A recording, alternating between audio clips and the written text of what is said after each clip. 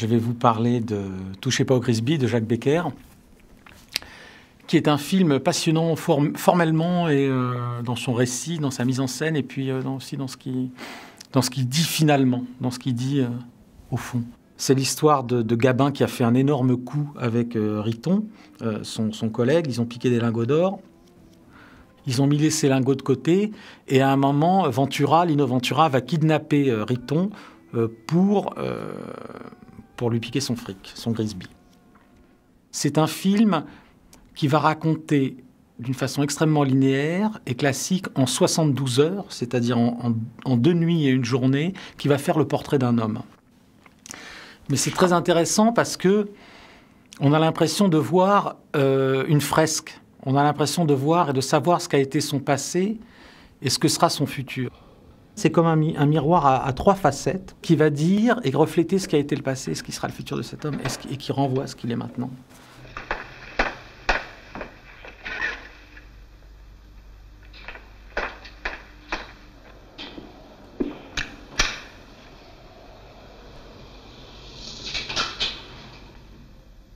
Alors, monsieur Ramon, c'est un nouveau jeu?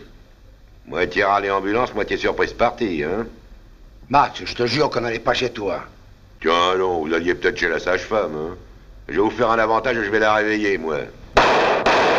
Ce qui définit un homme, au fond, ou une vie, ou ce qui raconte une vie, ce qu'est une vie, c'est un métier, c'est des relations, un milieu, en l'occurrence le milieu là, et des amis, et puis à la fin aussi des choix.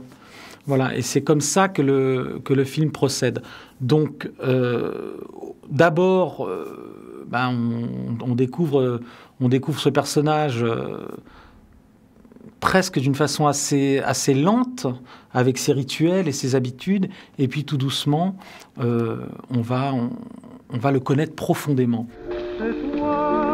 Mais viens, Max, je te jure que tu regretteras pas ta soirée. On s'est bien rendu compte pendant les répétitions, hein, Riton? On n'a jamais dansé dans une aussi bonne revue. Moi, je trouve aussi. C'est vraiment pas mal, tu sais, Max. Riton, toi qui as vu hier soir, dis-lui, quoi. Max, il faut que tu viennes. Rien qu'avec Lola en sirène dans le 2, c'est le ravage garanti dans la salle. L'apoplexie chez les michetons. Oui, oh, je connais. On devine le passé de cet homme par une action qui est proposée, qui est vécue au présent, mais dont on sent qu'elle a été vécue 1000 fois avant, mais qui va aussi qui va prendre un peu de gravité avec la vieillesse, avec l'idée qu'au fond, cette action, elle est presque le négatif vieillissant de ce qu'ils ont pu vivre avant. Ça, c'est très passionnant, parce que c'est beaucoup un film, et c'est ce qui lui donne son universalité, sur l'âge, la fatigue et la vieillesse. C'est pas un film de gangster, c'est un film de gangster vieillissant.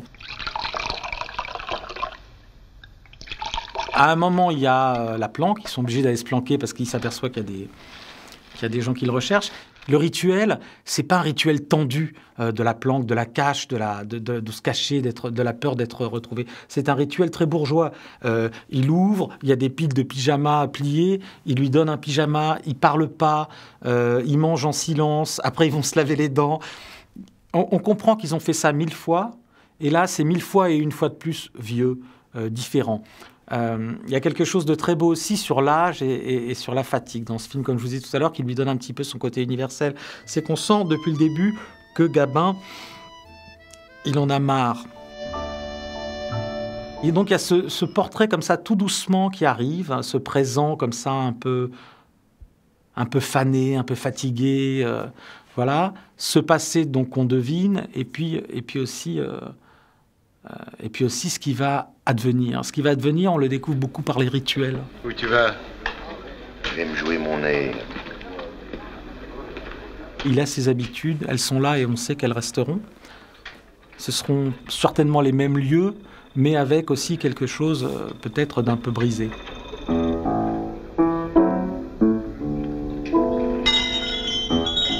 Ce qui est très beau aussi, c'est qu'à un moment, ce personnage, comme je vous disais tout à l'heure, il va devoir aussi se définir par un choix.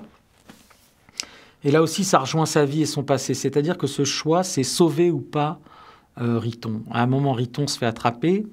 Et il y a quelque chose de très étonnant dans ce film qui est assez rigoureux, assez classique. Il y a une voix off qui surgit pour dire ce qu'était cette relation avec Riton. Et cette voix off, elle est comme une confidence au spectateur. Ce Riton. Il m'emmerde, ce Riton, depuis le temps que ça dure. Faut toujours qu'il fasse des conneries. Il est bête. Bon Dieu, ce qui peut être bête. On sent la lassitude, le boulet, le copain qu'il a tiré 1000 fois, donc le passé, qu'il a tiré 1000 fois de là. Et dans un premier temps, il refuse d'y aller. Il se dit qu'il n'y va pas. Et il va voir ce que pourrait être sa vie. C'est-à-dire, il va voir une maîtresse, une femme américaine très belle qui ne sait rien de lui. Parce que cet homme est un mystère, sauf pour nous, pour tout le monde, sauf pour nous. Tous les gens qui le voient, ils ont chacun une facette de lui, un morceau de lui. Les seuls qui ont la vérité intrinsèque, c'est ce qu'il est profondément, c'est les spectateurs. Il va voir cette femme, et après avoir fait l'amour avec elle, une fois que le désir, si vous voulez, est un peu passé, aplati, il y a la conscience qui revient, et cette voix off revient pour la deuxième fois, et ce sera fini après. C'est pauvre Riton, je ne peux pas le laisser, quoi. Et pourquoi il ne peut pas laisser Riton ? C'est parce que Riton, c'est la garantie de sa propre humanité, si vous voulez. Dans un monde de violence et d'intérêt, le fait qu'à un moment, il ne choisisse pas son intérêt, mais celui de Riton, fait de lui un homme, fait de lui un héros, et fait de lui plus qu'un gangster. Et je pense qu'il a conscience de ça, que s'il ne sauve pas Riton, il ne se sauve pas lui-même. Et donc, il va y retourner et tout perdre.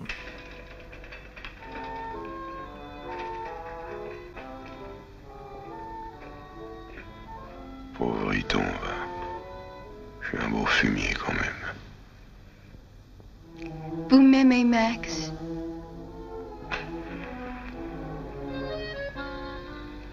J'arrive.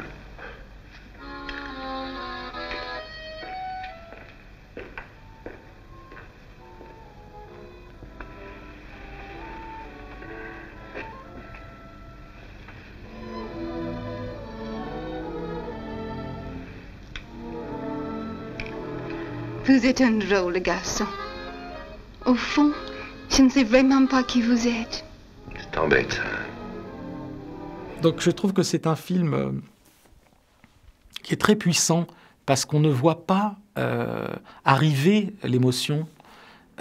Cette émotion, elle vient vraiment de là, d'avoir le sentiment à la fin d'avoir fait la connaissance de quelqu'un, d'avoir compris une vie, ou d'avoir en tout cas eu un aperçu d'une vie entière, comme je vous le disais tout à l'heure, même de ce qu'elle sera. Et donc en ça, c'est éloquent et ça vous apprend quelque chose.